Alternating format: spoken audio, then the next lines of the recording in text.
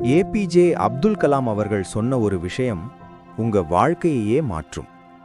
கனவு காண்றது தூங்கும்போது வர்றதில்லை, நீ தூங்க விடாம உன்னை எழுப்புறதே உண்மையான கனவு. ஏபிஜே அப்துல் கலாம் அவர்கள் மாணவர்களிடம் அடிக்கடி கேட்ட கேள்வி இது. நாளைக்கு நீ என்ன ஆக போற? அது இல்ல, இன்னைக்கு நீ என்ன கற்றுக்கொண்டாய்? ஏபிஜே அவர்கள் எப்போதும் தெளிவா சொல்வார், வெற்றி ஒரே நாளில் வராது, தினமும் சின்ன சின்ன ஒழுக்கம் சேர்ந்தாதான் பெரிய வெற்றி வரும். ஏபிஜே அவர்கள் சொல்வது மாதிரி, தோல்வி வந்தா பயப்பட வேண்டாம், அது உன்னை உருவாக்குற பாடம். பயப்படுற மனசு எதையும் உருவாக்காது.